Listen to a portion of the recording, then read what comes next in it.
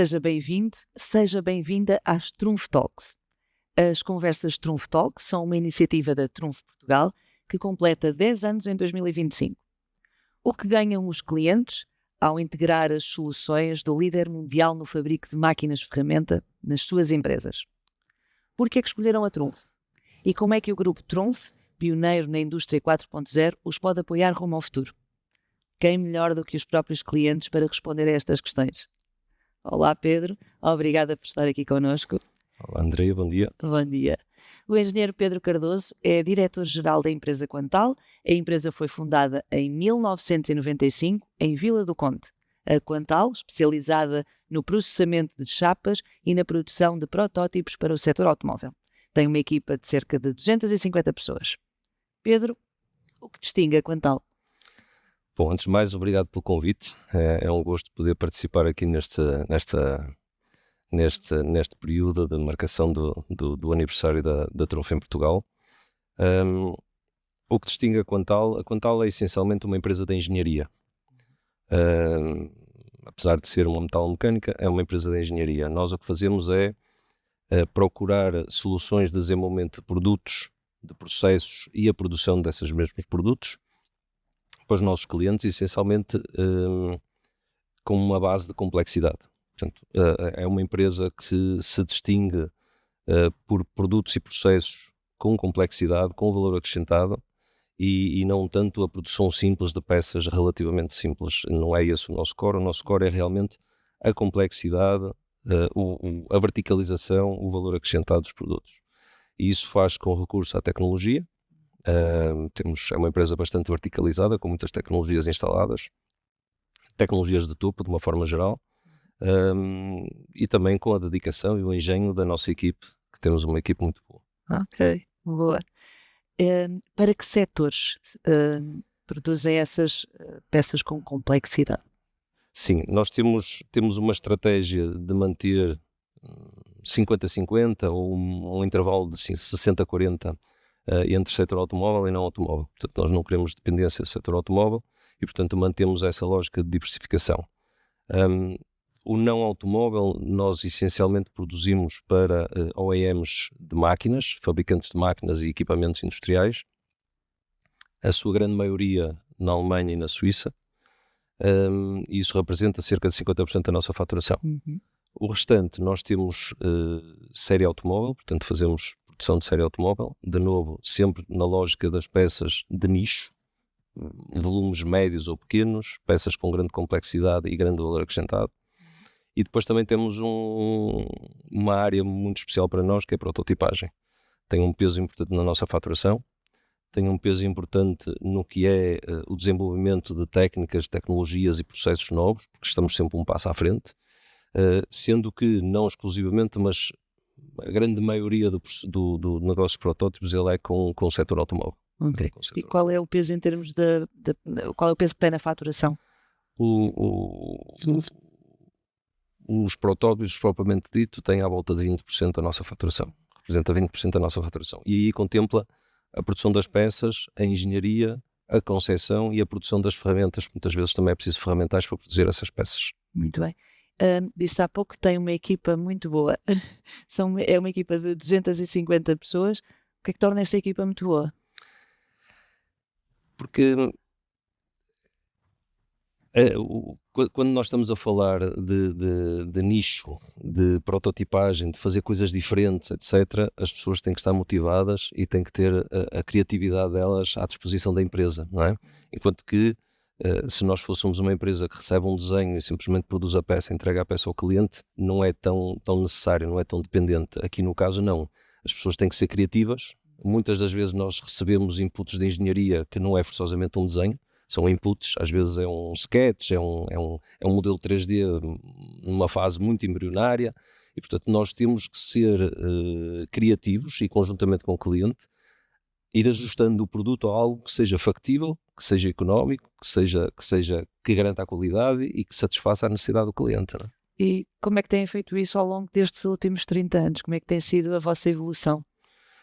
A empresa é uma empresa que teve um crescimento exponencial ao longo dos anos, não é? Ela desde cedo começou a trabalhar no setor automóvel e com protótipos também.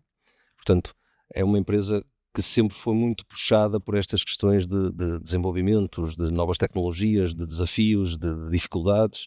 Portanto, ao longo dos anos, foi tendo sempre esse denominador comum na evolução da empresa. E temos vários colaboradores que estão connosco há muitos anos e vamos reabilitando essa equipa, vamos formando, vamos agregando tecnologias novas, processos novos, ferramentas novas. E sobretudo nos jovens, para cativar esta população mais jovem de quadros que nós temos. A indústria por si só já não é apelativa, não é?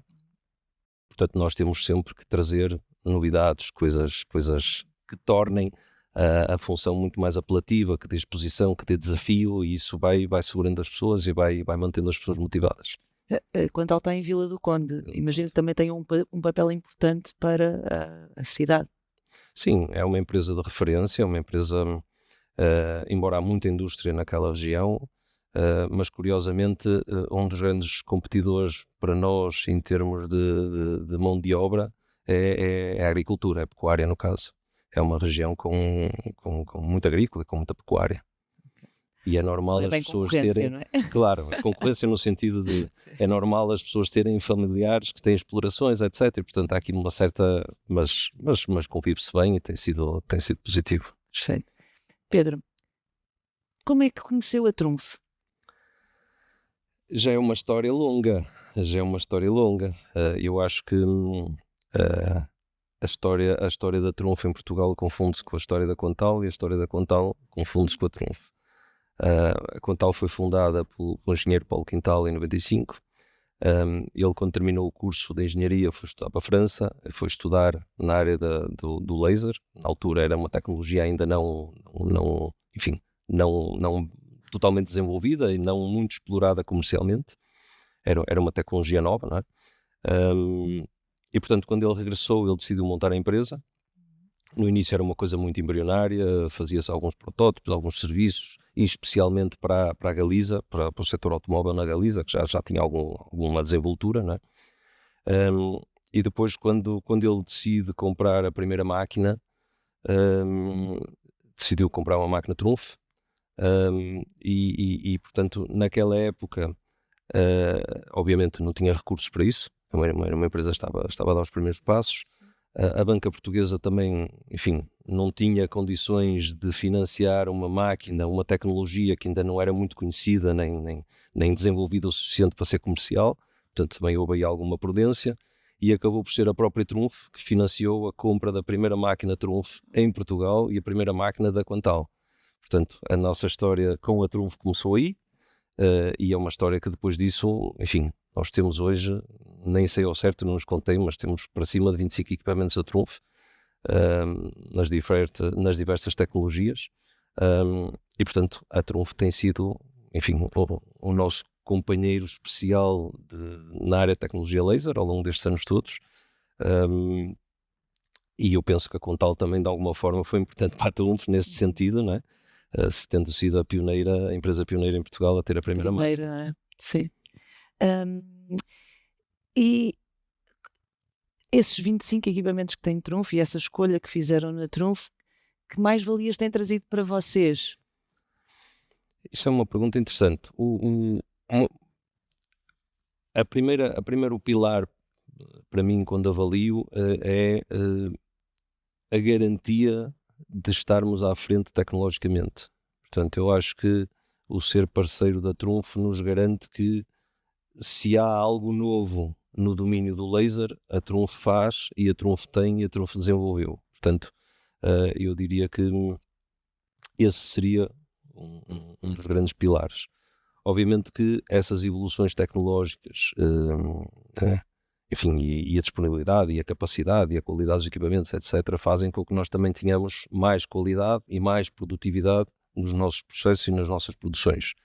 E por outro lado, tem algo também um pouco intangível, mas eu penso que também não é negligenciável que os próprios clientes, ao verem uma empresa dotada maioritariamente de equipamentos Trunf, reconhecem um nível tecnológico diferenciado em relação à demais concorrência. Portanto, o ter trunfo, os clientes também reconhecem que é sinónimo de estar tecnologicamente à frente e ser uma empresa tecnologicamente líder, não é? Sente efetivamente isso, os clientes valorizam. Sim, isso é muito importante. Como é que funciona quando alguma coisa corre mal? Quando algum equipamento avaria? Também se diz que nos casamentos só se conhecem as partes no divórcio, não é?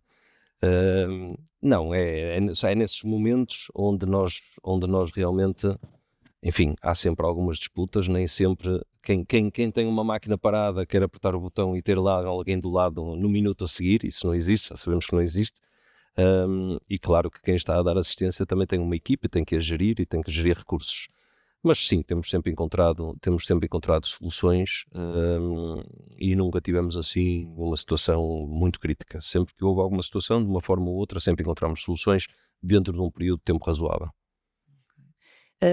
E em termos de taxas de defeito, tem algum comparativo de como era antes e como é agora? Ou então, não tendo comparativo, queria perceber um bocadinho. Eu não tenho tanto comparativo em relação a não ter equipamento de trunfo ou ter equipamento de trunfo, que de uma forma geral nós só temos equipamento de trunfo. Sim, eu estava a fazer a pergunta e ao mesmo tempo a pensar, espera, já há bastante tempo.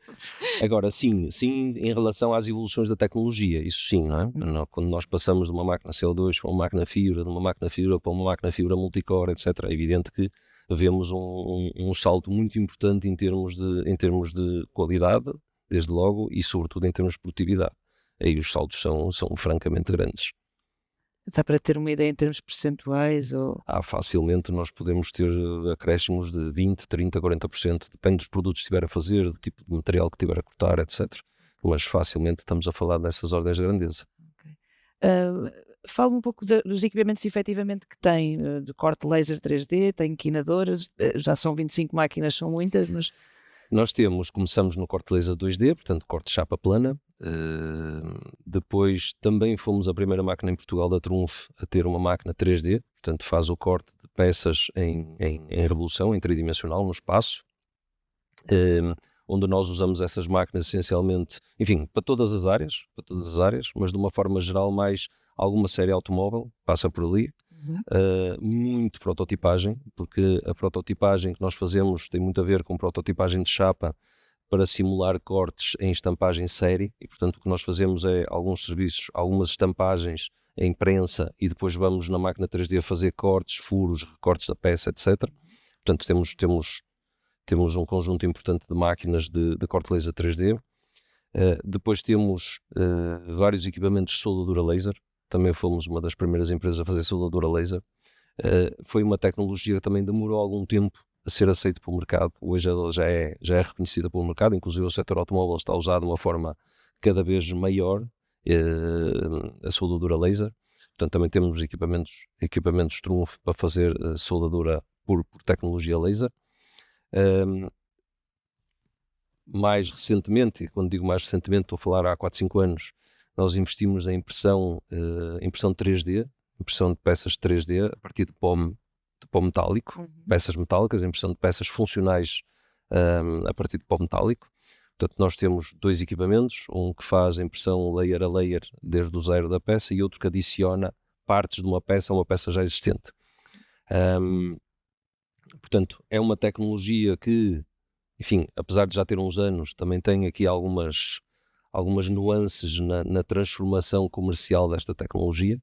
Nós já temos vários negócios, mas ainda não estamos no nível em que gostaríamos de estar. Mas também é uma tecnologia que ainda está a evoluir. Ainda não está madura, mas está em processo de evolução ainda. Para algumas aplicações especiais, muito usado na prototipagem, muito usado para materiais especiais, muito usado para formas muito especiais que não são possíveis de produzir noutra tecnologia. Temos vários casos. E portanto sim, é uma tecnologia também, enfim, em desenvolvimento.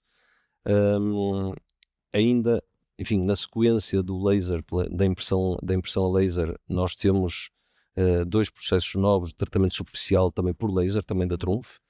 Temos um processo que é um hardening, que é para dar uma dureza superficial, e temos um processo, enfim, que faz um encalcamento, que é o laser shot peening, que faz pulsos de energia na superfície metálica através de luz laser também.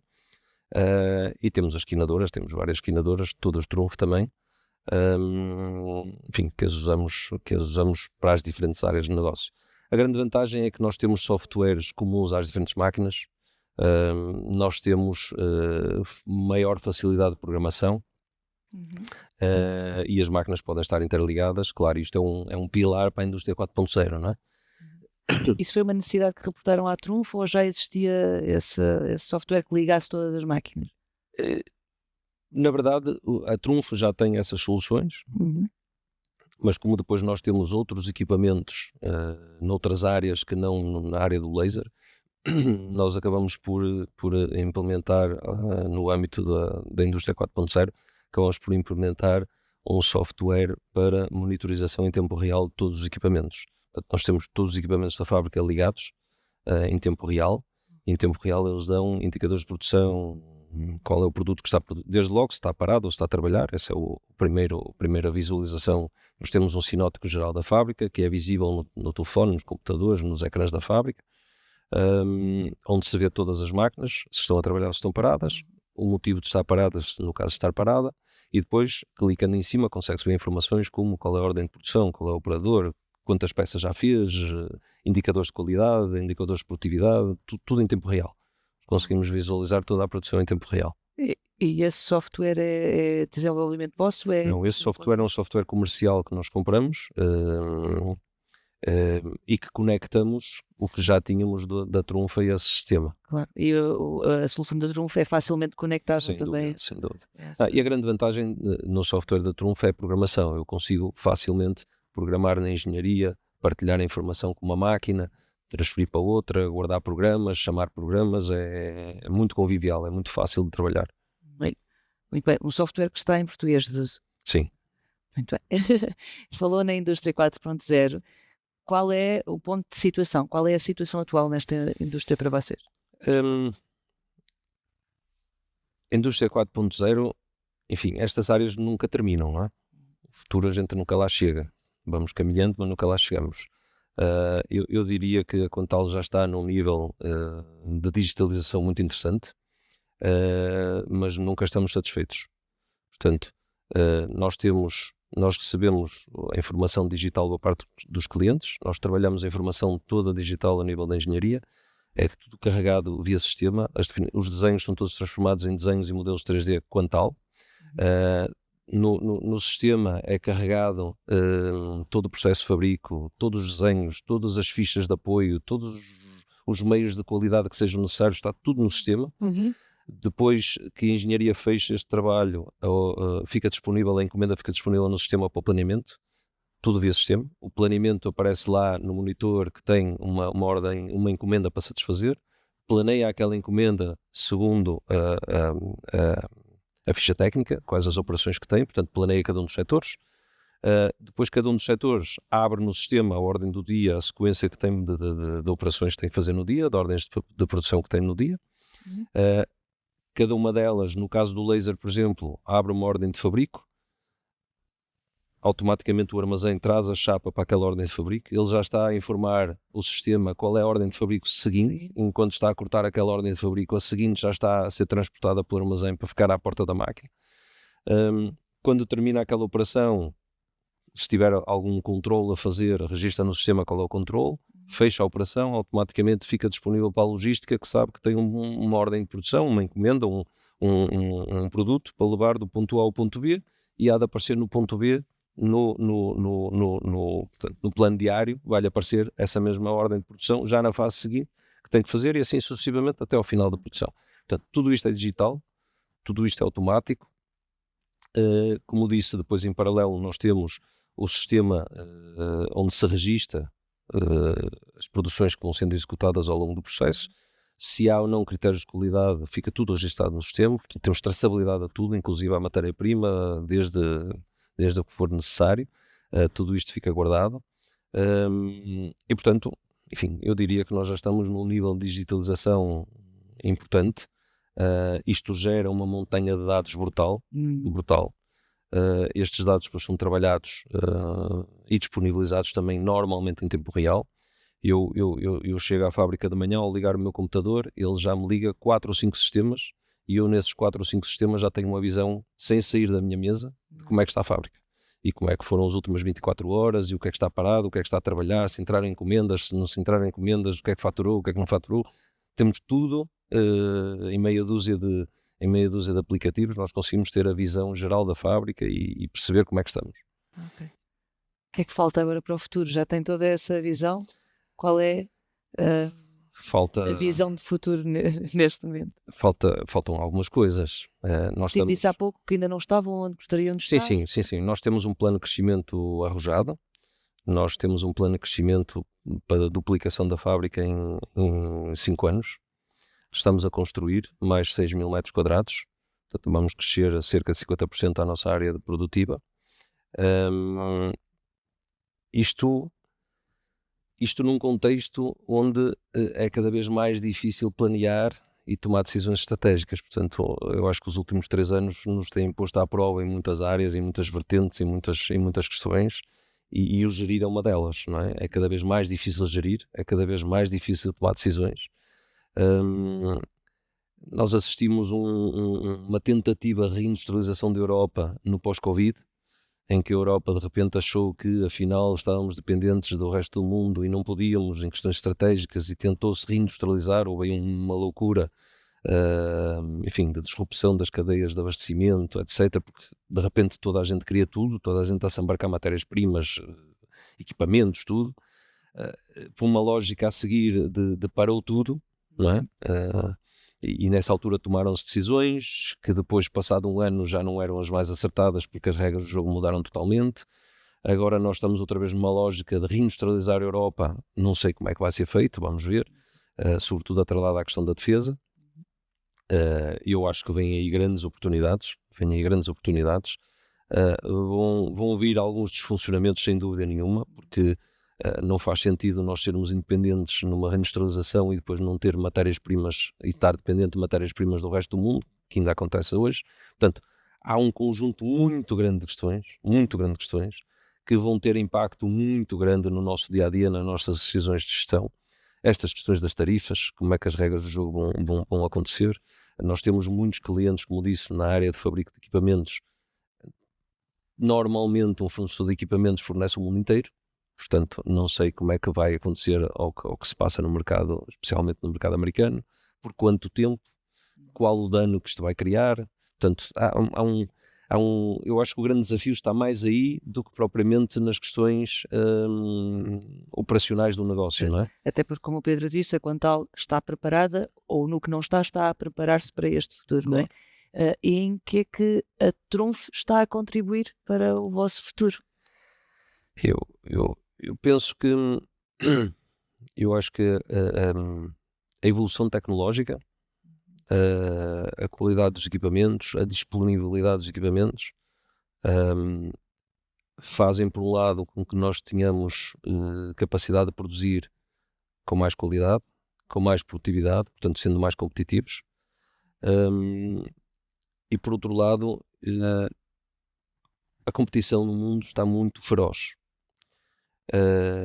E portanto o que nós também esperamos da Trunf é que, não só olhando para os equipamentos que temos hoje, mas olhando para que a Trunf é uma empresa que tem também uma lógica de desenvolvimento, de procura de novas coisas, de procura de novas tecnologias, de desenvolvimento de novas tecnologias, novos processos, e é essa boleia que nós também queremos estar juntos para aproveitar, porque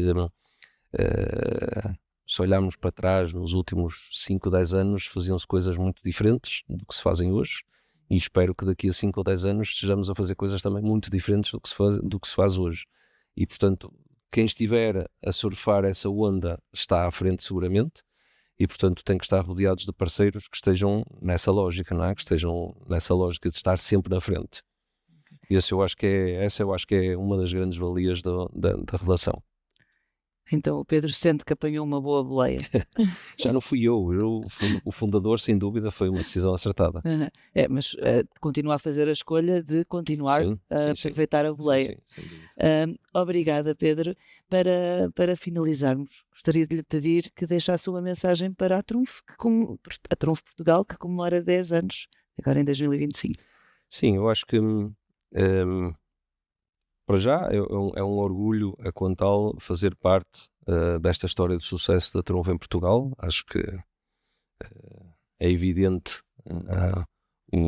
a conexão, a relação entre as empresas, não é?